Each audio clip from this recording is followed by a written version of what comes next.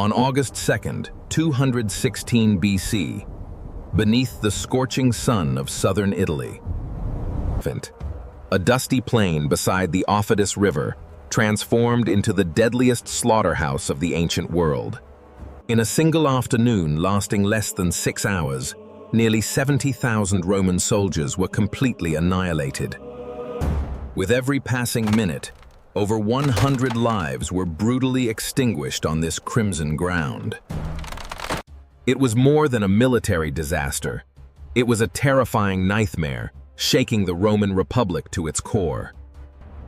This masterpiece of total destruction did not come from sheer numbers or overwhelming brute force.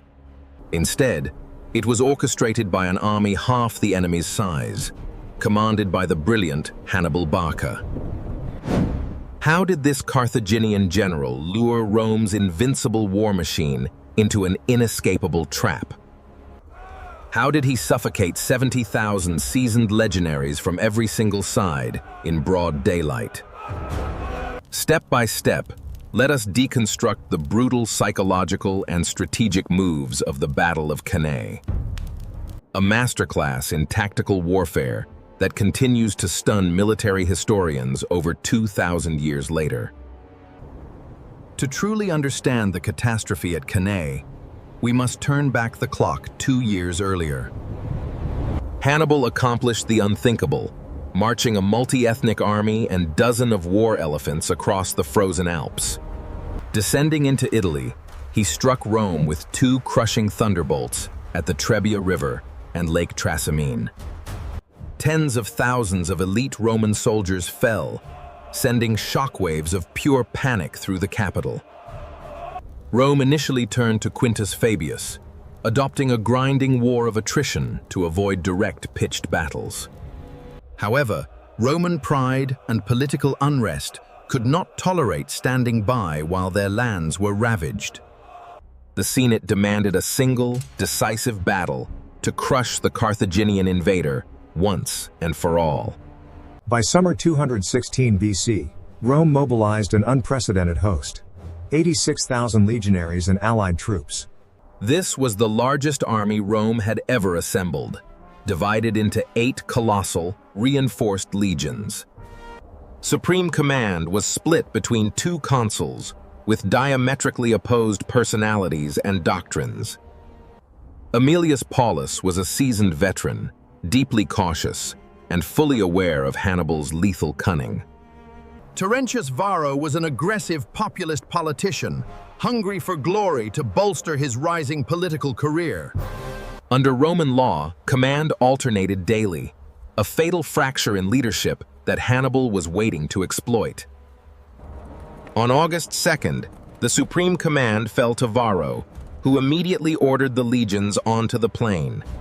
Seeing Hannibal encamped near grain stores at Cannae, Varro was determined to force a massive confrontation. Looking across the open flat ground, Varro believed heavy infantry mass would crush the enemy like a sledgehammer. He packed 80,000 men into an ultra-dense formation, drastically narrowing the gaps between maniples. From a nearby ridge, Hannibal watched the Roman deployment and smiled at his opponent's predictable arrogance. Hannibal deployed his forces in direct contradiction to every conventional military doctrine of the ancient world. Instead of a rigid defensive line, he shaped his infantry into a convex crescent, bowing outward toward Rome. At the protruding center, destined to absorb the brutal impact, he placed his Gallic and Iberian warriors. The morning favors us, Hasdrubal. We are ready. Yes, my lord. The line holds.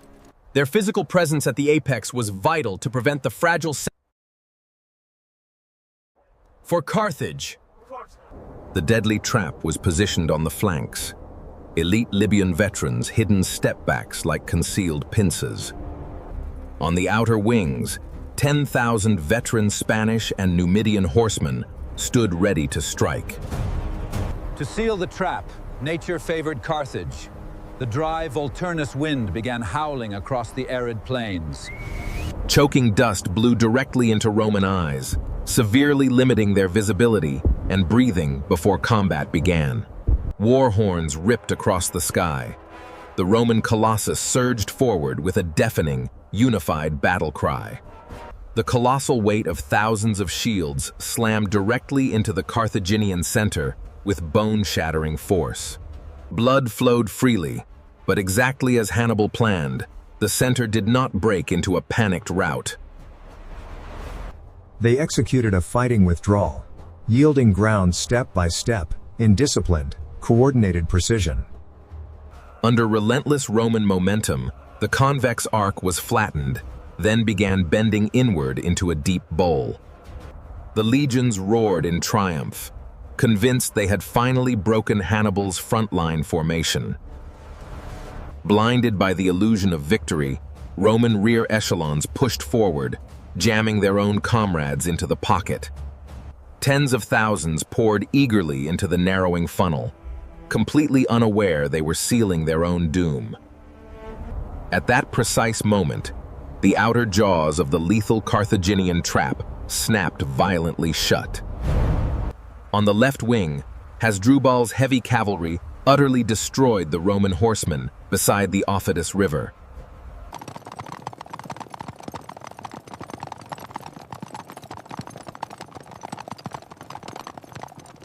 Hannibal gave the decisive signal, unleashing his fresh Libyan heavy infantry on the exposed Roman flanks.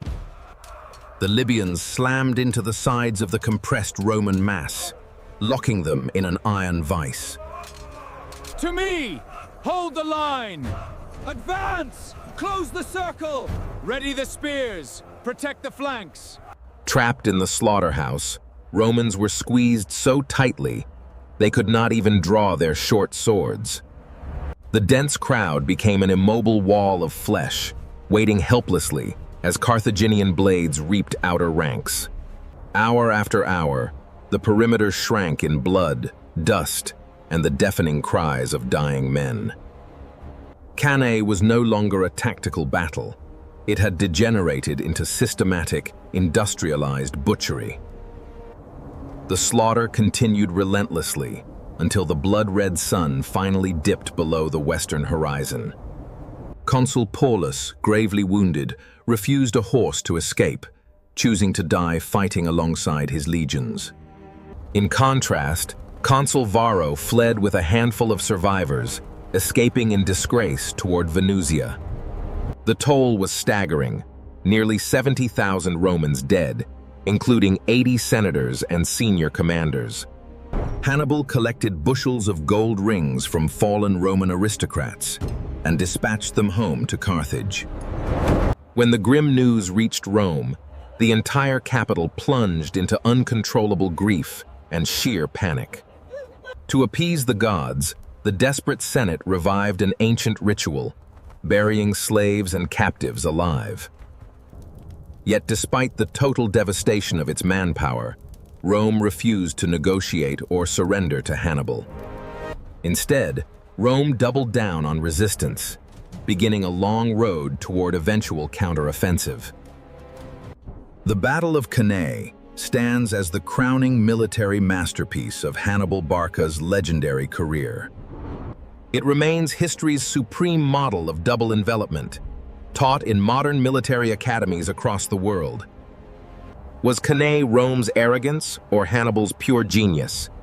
Leave your thoughts below and subscribe for more breakdowns.